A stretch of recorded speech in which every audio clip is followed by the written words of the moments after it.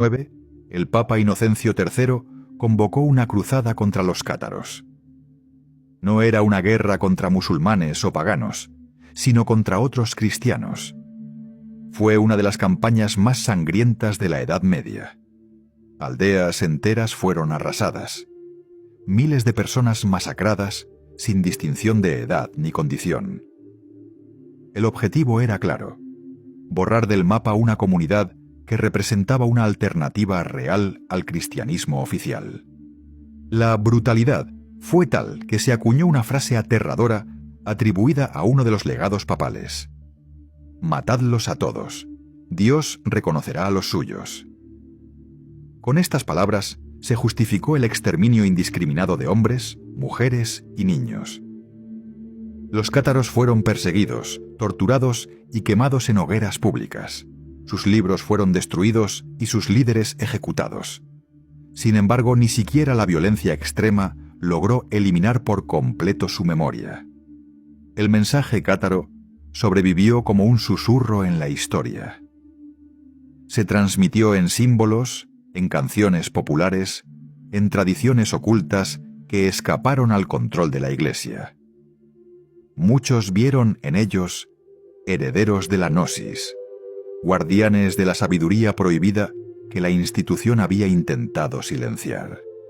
Su ejemplo de valentía y fidelidad a la verdad quedó grabado en la memoria colectiva como testimonio de que la luz no puede extinguirse, aun cuando los imperios desplieguen toda su fuerza contra ella.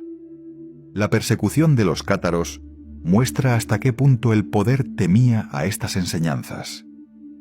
No eran solo ideas teológicas, eran visiones capaces de liberar a la gente del control religioso y político.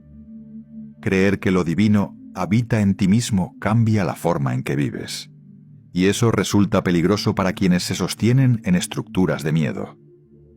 Por eso, la cruzada contra los cátaros no fue solo un episodio militar, sino una guerra contra la libertad interior. A pesar de la destrucción, las enseñanzas sobrevivieron. Ocultas en manuscritos, en obras de arte y en tradiciones orales, se convirtieron en un río subterráneo que siguió fluyendo a través de los siglos. Aparecieron en los textos herméticos, en el simbolismo alquímico, en la poesía mística y en movimientos espirituales que mantenían viva la intuición de que el reino está dentro de nosotros. Ni las hogueras ni las cruzadas pudieron extinguir esa chispa eterna. Los cátaros fueron perseguidos, torturados y quemados en hogueras públicas. Pueblos enteros fueron masacrados con el objetivo de erradicar cualquier rastro de su fe. Sin embargo, incluso en medio del fuego y la destrucción, su mensaje no desapareció. Se transmitió como un susurro indestructible, escondido en símbolos, preservado en cantos, disimulado en leyendas y oculto en manuscritos que sobrevivieron al paso del tiempo. La verdad, especialmente la verdad divina, siempre encuentra formas de sobrevivir, aunque intenten sofocarla con violencia. A lo largo de la historia, las enseñanzas prohibidas resurgieron en nuevas formas. Se infiltraron en el hermetismo, con frases como «lo que está arriba es como lo que está abajo», recordando la unidad de todo lo creado. Aparecieron en la alquimia del Renacimiento, donde la transmutación del plomo en oro era en realidad una metáfora del despertar espiritual, del paso de la ignorancia a la sabiduría divina. Incluso en la psicología moderna, pensadores como Carl Jung reconocieron la profundidad de los textos gnósticos. Jung, pionero en el estudio del inconsciente, escribió que los gnósticos fueron los primeros psicólogos de las profundidades. Para él, las figuras y mitos gnósticos representaban arquetipos de la psique humana. Veía en ellos no solo símbolos religiosos, sino mapas de la mente y del alma.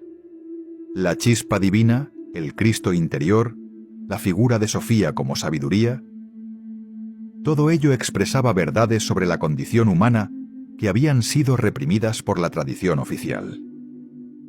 Los gnósticos, dijo Jung, entendieron lo que la Iglesia no quiso aceptar, que el despertar es un viaje interior. Este redescubrimiento nos lleva a una conclusión inquietante. El Evangelio prohibido no fue ocultado porque fuera falso, sino porque era demasiado verdadero. Era un mensaje tan poderoso que podía desarmar los sistemas de control. Porque cuando una persona descubre su divinidad interior, deja de temer al infierno, deja de necesitar mediadores y deja de vivir bajo la culpa. La libertad espiritual no puede ser controlada. Y esa libertad era lo que más temía una iglesia, que se sostuvo durante siglos en el miedo y la obediencia. El mayor escándalo de estas enseñanzas es su visión del reino de Dios. No es un lugar al que se accede tras la muerte, reservado a los justos, ni un cielo físico en las nubes. Es un estado de conciencia. El reino es la unidad con la fuente, una realidad que ya está presente aquí y ahora. En el Evangelio de Tomás, Jesús afirma que el reino del Padre está extendido sobre la tierra, pero los hombres no lo ven. No habla del más allá, habla de despertar la visión que ve lo eterno en lo cotidiano. Esto transforma radicalmente la fe. Ya no se trata de esperar recompensas futuras ni de vivir bajo el temor al castigo. Se trata de despertar en el presente. El reino no es geográfico, es interior. No es un premio, es una percepción. Esta herejía era la más peligrosa de todas, porque anulaba el monopolio de las instituciones. Si el reino está en ti y fuera de ti, si basta con conocerse a uno mismo para reconocer a Dios, entonces nadie puede interponerse entre el alma y su origen divino. El Evangelio prohibido no es solo una denuncia contra la corrupción de la Iglesia. Es un mapa de retorno. Habla de ti, de tu alma, de tu camino sagrado de regreso a la fuente. En cada ser humano arde una chispa de inteligencia divina, un susurro que recuerda en medio del ruido: eres más de lo que crees. Ese susurro no es imaginación. Es la memoria de tu origen, la voz de tu esencia eterna. Cuando el mundo calla, esa voz habla. Y cuando la escuchas, sabes que nunca estuviste separado de lo divino. Déjame preguntarte algo. ¿Alguna vez has sentido que la verdad no es algo que aprendes, sino algo que recuerdas? Si es así, no estás solo. Estás despertando. Los místicos han dicho que el mayor pecado es olvidar quién eres. El Evangelio prohibido enseña que la redención no es apaciguar a un Dios enojado, sino recordar tu identidad divina. Comprender esto explica por qué la Iglesia enterró estos textos. Porque una población que despierta a su divinidad ya no se arrodilla por miedo ni se somete a jerarquías externas. Ese es el mensaje que Jesús realmente trajo. No un llamado a la obediencia ciega, sino a la unidad. No un discurso de vergüenza y culpa, sino de amor. Amor que comienza con el reconocimiento de que nunca estuviste separado de Dios. Este es el velo que ahora se está levantando. Y cuando lo miras con claridad, descubres que el camino de Jesús no fue fundar una institución, sino mostrar la posibilidad de un despertar universal. No una religión, sino una revolución de la conciencia. El cristianismo institucional intentó sofocar este fuego, pero no pudo. Lo que la Iglesia ocultó, los místicos preservaron. Lo que los imperios prohibieron, los buscadores recordaron. El Evangelio prohibido no murió en las hogueras de la Inquisición, ni se desvaneció en cuevas olvidadas. Se transformó. Se escondió en símbolos, en geometrías sagradas, en versos de poetas, en las enseñanzas de sufíes, yogis y monjes zen. Todos ellos, desde diferentes tradiciones, susurraron lo mismo: no estás separado de lo divino. Este mensaje se repite en la cábala judía. donde el árbol de la vida describe el ascenso del alma hacia la corona divina. Aparece en el sufismo, en poemas de Rumi que hablan de regresar a la unión con el amado. Está en el yoga, en la meditación zen, en las tradiciones indígenas que reconocen la sacralidad de la tierra.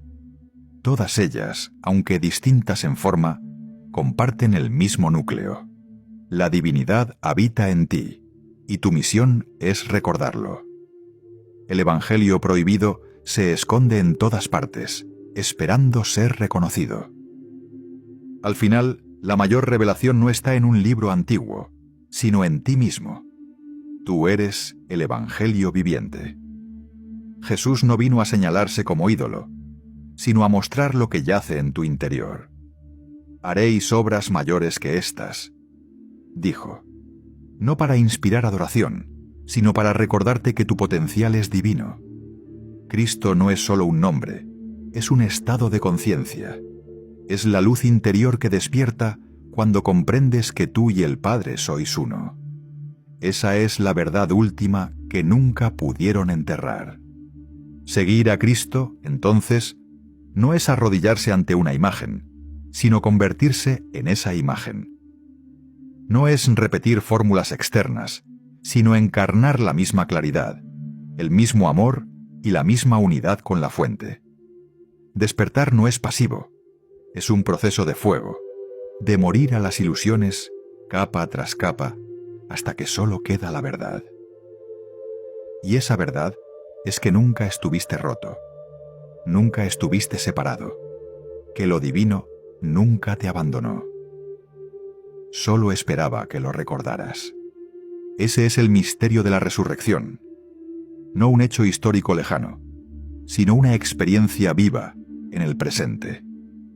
Nacer de nuevo significa dejar atrás el falso yo, el ego que se aferra al miedo, y permitir que el ser divino se eleve en ti. Es una resurrección interior que ocurre cada vez que despiertas a tu verdadera naturaleza.